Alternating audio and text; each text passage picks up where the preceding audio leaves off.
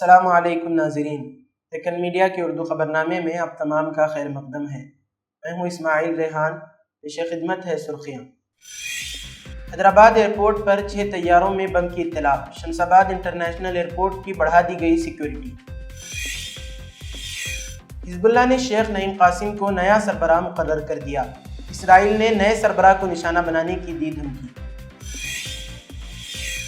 Civil registration system mobile application کا آغاز، birth اور ڈیتھ سرٹیفکیٹ کے لیے آن لائن درخواست کی سہولت۔ ڈیجیٹل اریسٹ اور سائبر فراڈ کے بڑھتے واقعات، وزارت داخلہ کی اعلیٰ سطحی کمیٹی کا قیام۔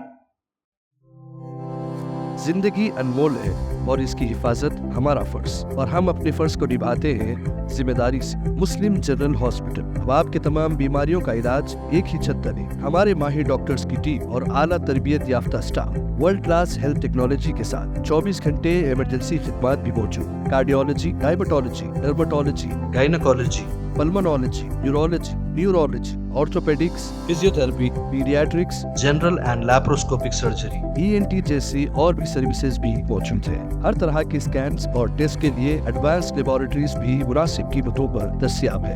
آپ کی بہتر صحت ہماری پہلی ترجیح۔ مسلم جنرل ہاسپٹل، ٹوری چوکی، حیدرآباد۔ اور اب خبروں کی تفصیل۔ حیدرآباد کے شمس آباد انٹرنیشنل ایئرپورٹ پر 6 طیاروں کو دھمکی آمیز فون کالز موصول ہوئے، اس کے بعد سیکیورٹی کو سخت کر دیا گیا۔ یہ واقعہ ایک بڑے پیمانے پر تلاشی مہم کا سبب بنا، جس میں مختلف ایئر لائنز کے 100 سے زائد طیاروں کی جانچ کی گئی۔ یہ دھمکی آمیز فون کال کے بعد ایئرپورٹ کے حکام نے فوری طور پر حفاظتی اقدامات کیے۔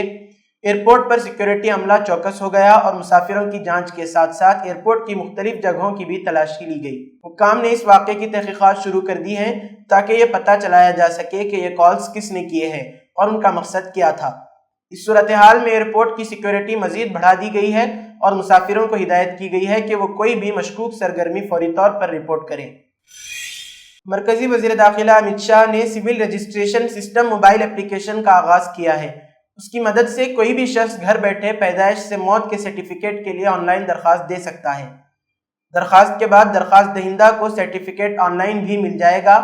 اب لوگوں کو ان سرٹیفکیٹس کے لیے دفاتر کے چکر لگانے کی ضرورت نہیں پڑے گی، لوگوں کا وقت بھی بچ جائے گا۔ کوئی بھی سرٹیفکیٹ حاصل کرنے کے لیے زیادہ تر صارفین کو آن لائن رجسٹر کرنا ہوگا۔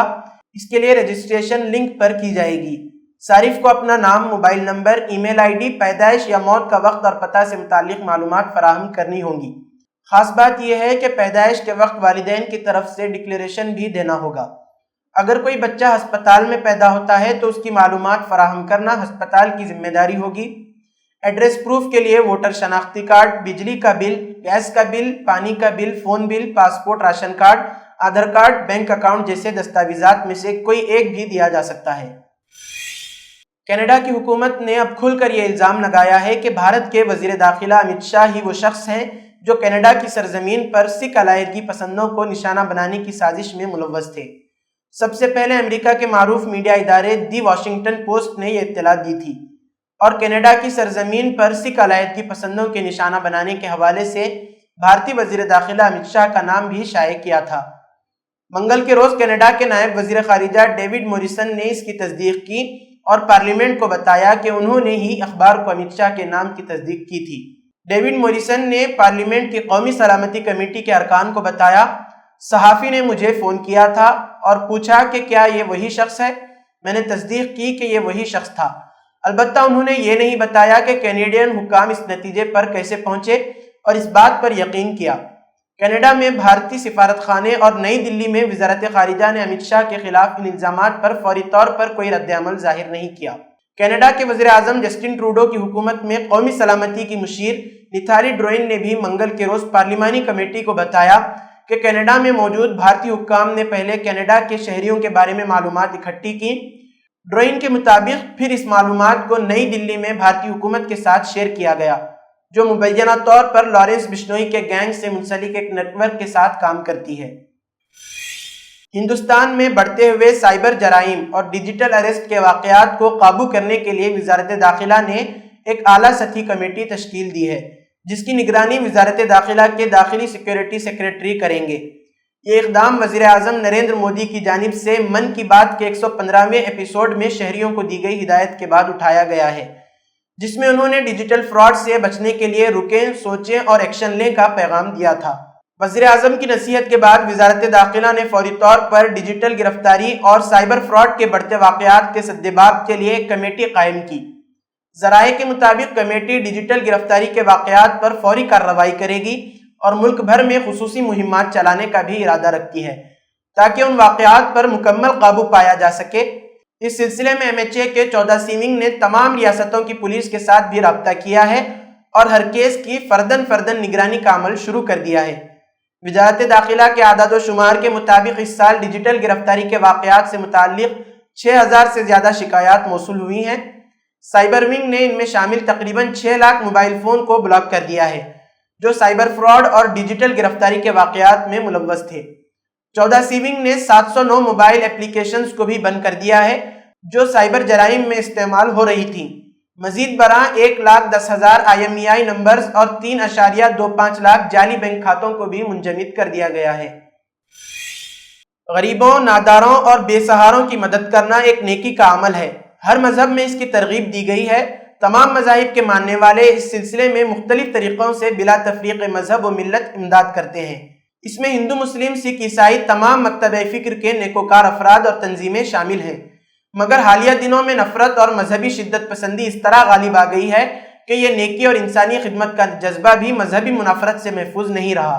خاص طور پر مسلمانوں کے تعلق سے مذہبی شناخت دیکھ کر نفرت کی چنگاری شعلے میں تبدیل ہو جاتی ہے۔ تازہ معاملہ ممبئی کے معروف ٹاٹا اسپتال کے باہر کا ہے، جہاں مریضوں اور تیمارداروں کو مختلف NGO کی جانب سے کھانا تقسیم کیا جاتا ہے۔ ویسے ہی ایک NGO کی جانب سے بزرگ شخص کھانا تقسیم کر رہے تھے، جہاں لائن میں انہیں ایک مسلم خاتون حجاب میں لگی نظر آئی۔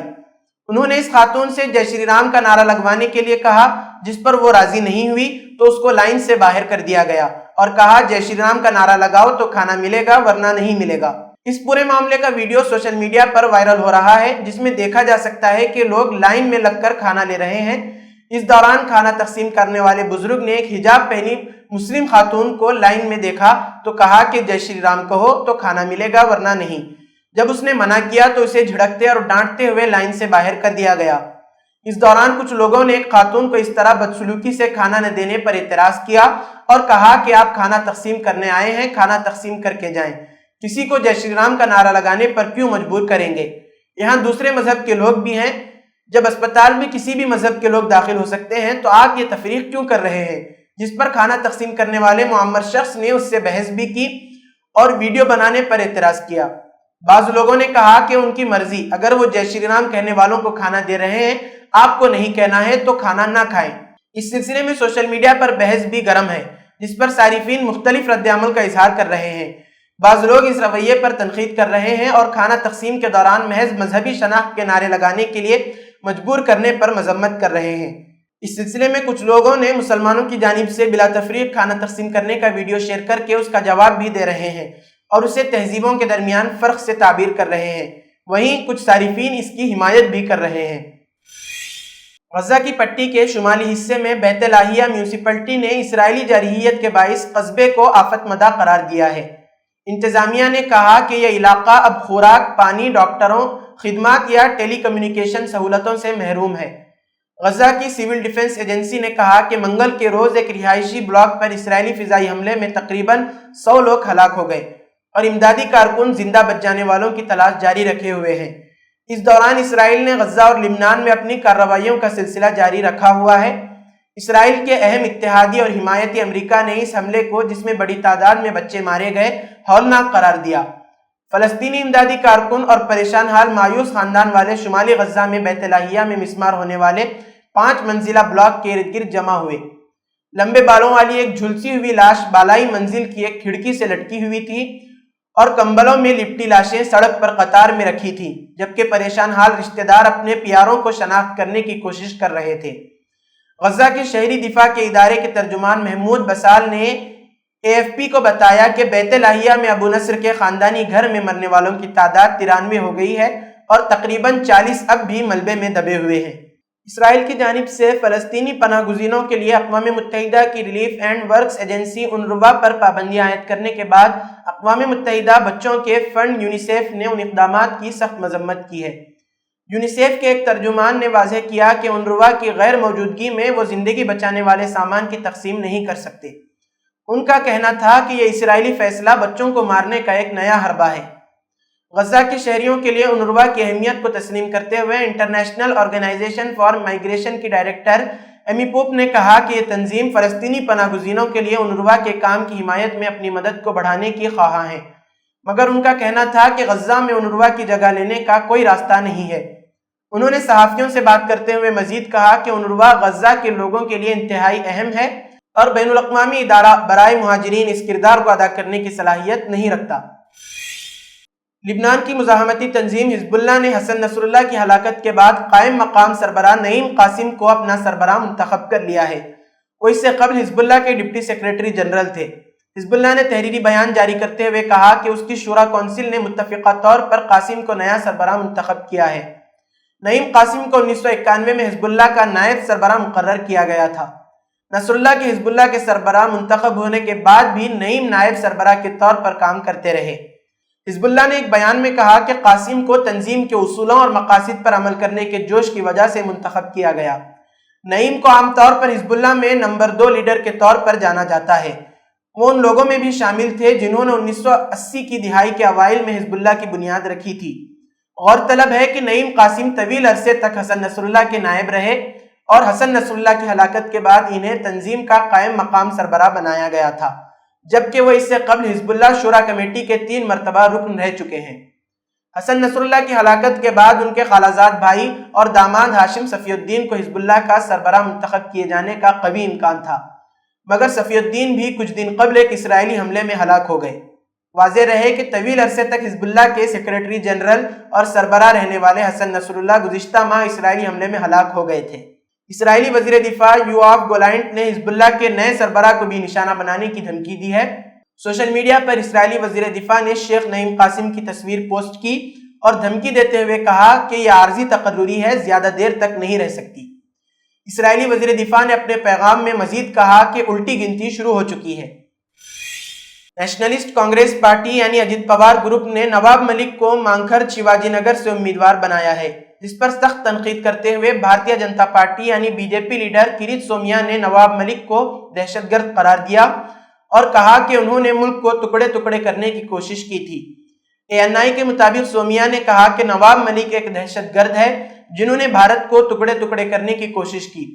وہ داؤد کے ایجنٹ ہیں اور اجیت پوار کی NCP نے نواب ملک کو ٹکٹ دے کر ملک کو دھوکہ دیا ہے۔ وہیں سریش کرشنا پاٹل کو مانکھور سے مہایوتی کا امیدوار بنایا گیا ہے۔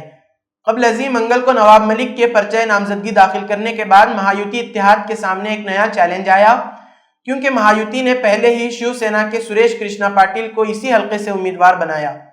اسی طرح BJP ممبئی کے سربراہ آشیش شیلر نے کہا کہ پارٹی مانکھر شیواجی نگر اسمبلی حلقے سے نیشنلسٹ کانگریس پارٹی یعنی اجیت پوار کے امیدوار نواب ملک کی حمایت میں مہم نہیں چلائے گی۔ انہوں نے کہا کہ وہ پہلے بھی نواب ملک کی امیدواری کی مخالفت کر چکے ہیں، کیونکہ ان پر داؤد ابراہیم کے ساتھ روابط کا الزام ہے۔ مہاراشٹر میں 20 نومبر کو اسمبلی انتخابات ہونے ہیں۔ 29 اکتوبر کاغذات نامزدگی داخل کرنے کی آخری تاریخ تھی، لیکن کانگریس کے سابق وزیر انیس احمد جو ونچایت بھوجن اگھاڑی میں شامل ہوئے تھے نامزدگی نہیں بھر سکے، کیونکہ وہ 2 منٹ تاخیر سے پہنچے۔ انہیں سینٹرل ناگپور سے پرچہ نامزدگی داخل کرنا تھا۔ پرچہ نامزدگی داخل کرنے کے آخری دن منگل کو جلوس میں خاصی تاخیر کی وجہ سے وہ 2 منٹ تاخیر سے پہنچے، اس لیے ان کی درخواست قبول نہیں کی گئی۔ انیس احمد نے الیکشن آفیسر کو درخواست دی ہے اور اپیل کی ہے کہ ان کی نامزدگی منظور کی جائے، تاہم رات تک ان کی درخواست قبول نہیں کی گئی۔ انیس احمد کے مطابق انہوں نے اپنے نمائندے کو اندر بٹھایا تھا، اسے 8 نمبر کا کوپن دیا گیا۔ ان کا دعویٰ ہے کہ وہ 3 بجے سے پہلے دفتر کے داخلی دروازے کے اندر پہنچ گئے تھے۔ انیس احمد نے درخواست منظور نہ ہونے پر برہمی کا اظہار کیا ہے۔ ان کا کہنا ہے کہ وہ ایمانداری سے 3 بجے سے پہلے دفتر پہنچ گئے۔ ان کا دعویٰ ہے کہ وہ 3 بجے سے پہلے اندر چلے گئے تھے۔ اگر چاہیں تو ان کی ٹائمنگ کو ملایا جا سکتا ہے۔ ان کا کہنا ہے کہ ایک بار جب وہ مرکزی دروازے سے داخل ہوں تو اندر کوئی دوسرا دروازہ نہیں ہونا چاہیے۔ تمام دروازے عبور کرنے کے بعد وہ 3 بجے سے پہلے پہنچ گئے۔ ان کا نمائندہ اندر بیٹھا تھا، اسے ایک کوپن بھی دیا گیا۔ اس نے سوال کیا کہ جب وہ اندر بیٹھا تھا تو اسے جانے کی اجازت کیوں نہیں دی گئی؟ پولیس اہلکاروں نے انہیں اندر جانے سے روک دیا۔ کھیل کے دوران حجاب اوڑھنے پر پابندی امتیازی اور انسانی حقوق سے متعلق ملک کی بین الاقوامی ذمہ داریوں کے خلاف ہے۔ ماہرین نے حجاب اوڑھ کر کھیل میں حصہ لینے والی خواتین کو فرانس کی فٹ بال اور باسکٹ بال فیڈریشن کی جانب سے مقابلوں میں شرکت کی اجازت نہ دینے کے فیصلے پر تنقید کی ہے۔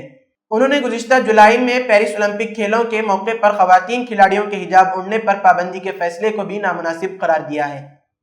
ان کا کہنا ہے کہ یہ اقدامات فرد کو اس کے مذہب، شناخت اور اعتقادات کے اظہار اور ثقافتی زندگی میں شرکت کے حق سے روکے جانے کے مترادف ہیں۔ علاوہ ازیں حجاب کے حوالے سے فرانس کی پالیسیاں تمام شہریوں سے مساوی سلوک کے بارے میں ملک کے وعدوں کی بھی خلاف ورزی ہیں۔ ماہرین کا کہنا ہے کہ اگر کوئی ملک سیکولر ہو تو تب بھی وہاں اظہار مذہب یا اعتقاد کی آزادی کے حقوق پر پابندیاں نافذ نہیں کی جا سکتی۔ اگر ایسا کوئی اقدام ناگزیر ہو تو اس کی بنیاد مفروضوں اور تعصبات پر نہیں ہونی چاہیے اور اس میں بین الاقوامی قانون کو مد نظر رکھا جانا ضروری ہے۔ ماہرین نے فرانس کی اعلیٰ سطحی انتظامی عدالت کی جانب سے حجاب پر پابندی کے بارے میں فٹ بال فیڈریشن کے فیصلے کو برقرار رکھے جانے پر بھی تشویش ظاہر کی ہے۔ علاوہ ازیں انہوں نے عوامی مقامات پر حجاب اوڑھنے پر پابندی کے مقصد سے سینیٹ میں پیش کیے جانے والے قانون کو بھی تنقید کا نشانہ بنایا۔ اسی کے ساتھ آج کی خبروں کا اختتام ہوتا ہے۔ کل پھر ہوگی ملاقات نئی خبروں کے ساتھ۔ دیجیے اجازت، اللہ حافظ۔